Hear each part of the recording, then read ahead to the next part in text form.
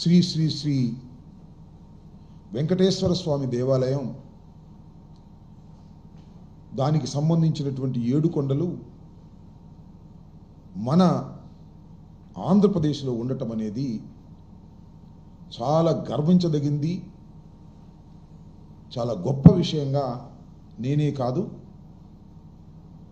దేశంలో ప్రతి వారు కూడా దాన్ని చెప్పుకుంటారు. ఎక్కడన్నా దూర ప్రాంతాలు వెళ్ళినప్పుడు మాది ఆంధ్రప్రదేశ్ అంటే మేము ఒకసారి వచ్చామండి,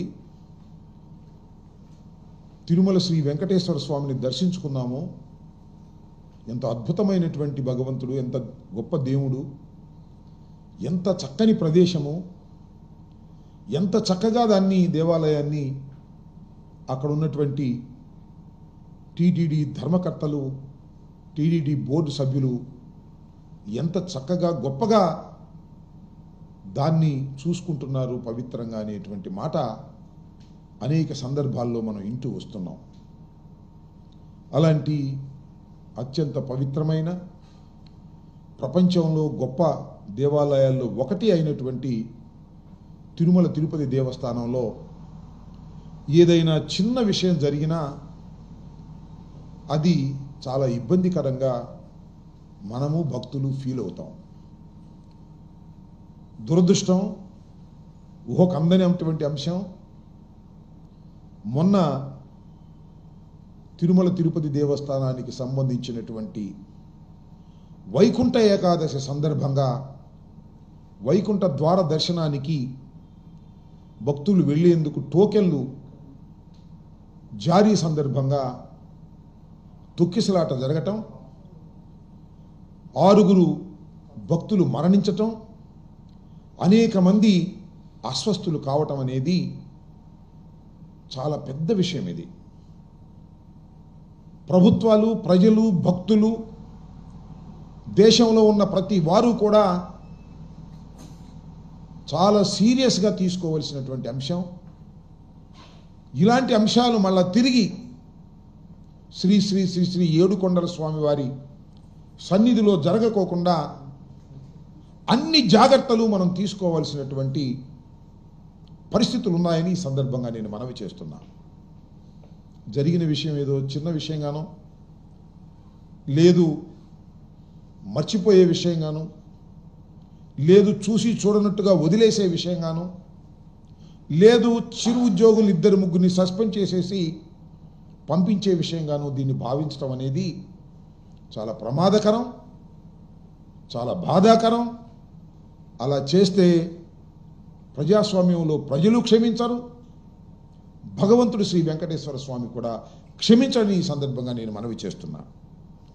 ఆ విషయాలను నేను ఎందుకు చెప్తున్నానంటే, ఈ సంఘటన జరిగిన వెంటనే రాష్ట్ర ముఖ్యమంత్రి నారా చంద్రబాబు నాయుడు గారు హుటాహుటిన బయలుదేరి వెళ్ళారు, అక్కడ విచారణ చేశారు, తప్పులు తెలుసుకోవడానికి ప్రయత్నం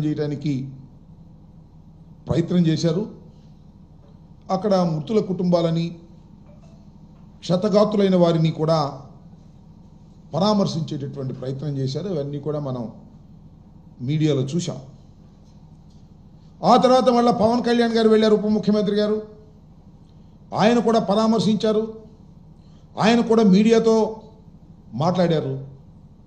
తరువాత ప్రధాన ప్రతిపక్ష నాయకులైనటువంటి జగన్మోహన్ రెడ్డి గారు కూడా ఆ తర్వాత వెళ్ళారు, అక్కడ పరామర్శించి పలకరించి వచ్చారు, ఎవరి స్టేట్మెంట్స్ వారు ఇచ్చారు.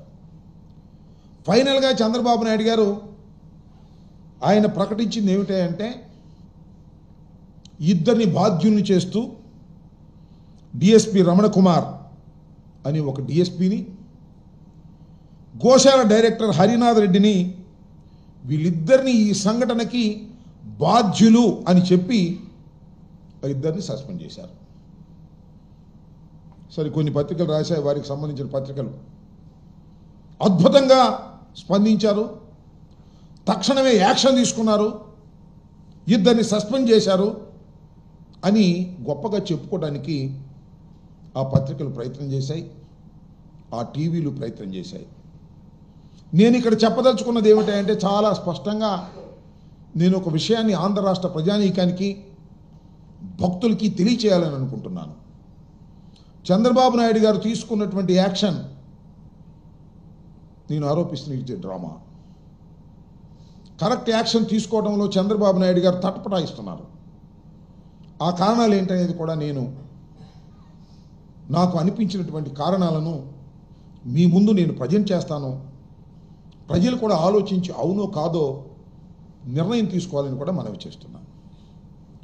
జగన్మోహన్ రెడ్డి గారు వెళ్ళడానికి ప్రయత్నం చేసి రేణుగుంట ఎయిర్పోర్ట్లో దిగి వెళుతూ ఉంటే జగన్మోహన్ రెడ్డి గారు కాన్వాయ్ వెళ్ళకోకుండా ట్రాఫిక్ క్లియర్ చేయకోకుండా ఆపారు. ఎందుకు ఆపారు ఏమిటి అని అడిగితే పవన్ కళ్యాణ్ గారు అక్కడ హాస్పిటల్ దగ్గర ఉన్నారు, మీరు వెళ్ళడానికి వీల్లేదు అని అన్నారు. ఎస్, దిగి నడిచి ఆయన వెళ్ళేటటువంటి ప్రయత్నం చేశారు. నేను అడుగుతా ఉన్నా, ఒక రీజనబుల్ క్వశ్చన్ అడుగుతా ఉన్నా. సంఘటన జరిగింది, ముఖ్యమంత్రి గారు వెళ్ళారు. ఎందుకు ఉప ముఖ్యమంత్రి గారు ఆయనతో పాటు వెళ్ళలేదు? సపరేట్గా ఎందుకు వెళ్ళాల్సి వచ్చింది? ముఖ్యమంత్రి గారితో పాటు ఆయన టీం అంతా ఉంది. ఎండోమెంట్స్ మినిస్టర్ ఉన్నాడు, హోమ్ మినిస్టర్ గారు ఉన్నారు, రెవెన్యూ మంత్రి గారు ఉన్నారు. వాళ్ళతో పాటు ఈయన ఎందుకు వెళ్ళలేదు? సపరేట్గా ఎందుకు వెళ్ళారు? అంతా ఒకే క్యాబినెట్ కదా, పార్టీలు వేరే అయినప్పటికీ కూడా. అంటే ముందు చంద్రబాబు నాయుడు గారు వెళ్తారు, వాళ్ళని పలకరిస్తారు. తర్వాత ఉప ముఖ్యమంత్రి గారు వెళ్తారు, పలకరిస్తారు. ఈ లోపల టైం అయిపోద్ది, జగన్మోహన్ రెడ్డి గారికి వే దొరకదు అనేటువంటి ఆలోచనతోనే ఈ కార్యక్రమం చేశారనేది నేను అభిప్రాయపడుతున్నాను. నేను ఆరోపణ కూడా చేస్తున్నాను, కాదని చెప్పమని నేను అడుగుతా ఉన్నాను. ఈ విధంగా జగన్మోహన్ రెడ్డి గారు అక్కడికి వచ్చి పరామర్శిస్తే వాస్తవాలు ప్రజలకు తేల్తాయి, అర్థమవుతాయని ఒక చిన్న భయం వారి వెంటాడటం వల్లనే ఇలాంటి స్టెప్స్ తీసుకున్నారు. అయినా జగన్మోహన్ రెడ్డి గారు వెనక్కు రాకోకుండా నడిచి వెళ్ళి అక్కడ క్షతగాతులని పరామర్శించి మీడియాలో తన అభిప్రాయాన్ని చెప్పి రావడం జరిగిందని కూడా ఈ సందర్భంగా నేను చెప్పదలుచుకున్నాను. రెండో అంశం ఏంటంటే, ఇందాక నేను చెప్పినట్టుగా జరిగినటువంటి సంఘటన మరపు రాని సంఘటన, ఘోరమైన సంఘటన. తిరుమల తిరుపతి దేవస్థానపు చరిత్రలో ఊహకందినంత దూరం వరకు కూడా ఎప్పుడూ జరగనటువంటి అతి ఘోరమైనటువంటి సంఘటన, అతి ఘోరమైనటువంటి తప్పిదం. ఎవరి మీద మీరు యాక్షన్ తీసుకోవాలి? చైర్మన్ గారేంటి, ఈఓ గారేంటి, జేఈఓ గారేంటి, పోలీస్ హెడ్ ఎస్పీ గారి పాత్ర ఏంటి? వీరి మీద మీరు ఏమైనా యాక్షన్ తీసుకున్నారా? తీసుకునే ప్రయత్నమైనా చేశారా? ఎస్పీ గారిని మాత్రం ట్రాన్స్ఫర్ చేశారు, బదిలీ. బదిలీ ఈజ్ నాట్ అన్ యాక్షన్. ఇవాళ కావచ్చు రేపు బదిలీ అవుతారు, రేపు కావచ్చు ఎల్లుండి బదిలీ అవుతారు. శాశ్వతంగా అక్కడే ఉన్నాడు కదా ఎస్పీ. ఈఓ మీద, చైర్మన్ మీద, జేఈఓ మీద మీరు యాక్షన్ తీసుకోవాలా? సరే, that is left to you, మీ ఇష్టం. దాన్ని క్రిటిసైజ్ చేస్తాం, దానిలో తప్పుల్ని మేము ప్రజల ముందు ఎండగడతాం. ఇది కుట్రపూరితంగా మీరు చేస్తున్నారు. ఇక్కడ ఏంటి కుట్రపూరితంగా చేస్తారు రాంబాబు గారు? వాళ్ళకేం సంబంధం అండి, కుట్ర ఏంటండి అని మీరు అనుకోవచ్చు. మళ్ళీ పవన్ కళ్యాణ్ గారి స్టేట్మెంట్ గురించి నేను తర్వాత మాట్లాడతాను, ఆయన ఇచ్చిన స్టేట్మెంట్ ఏంటనేది. చంద్రబాబు నాయుడు గారు వీరి మీద యాక్షన్ తీసుకోవాలనేటువంటి తలంపు ఆయనకి లేదు. వారే తప్పు చేశారని తెలుసు. ఎందుకంటే పాలసీ డెసిషన్ ఏదైతే టోకెన్లు డిస్ట్రిబ్యూషన్ కిందే చేయాలని నిర్ణయం తీసుకున్నది ఈఓ, చైర్మన్, జేఈఓ. దానివల్ల ఇది జరిగిందని ఆయన చెప్పాడు. వారి మీద మాత్రం యాక్షన్ లేదు. ఎందుకు యాక్షన్ తీసుకోలేదు అంటే, ఈ ముగ్గురు ప్లస్ ఎస్పీ, ఈ నలుగురు కూడా చంద్రబాబు నాయుడు గారు కావాలని తిరుమల తిరుపతికి సంబంధించినటువంటి పోస్టింగ్లు కావాలని ఆయన వేశారు. కావాలని ఏంటండి? కావాలని వేశాడు, కుట్రపూరితంగా వేశాడు.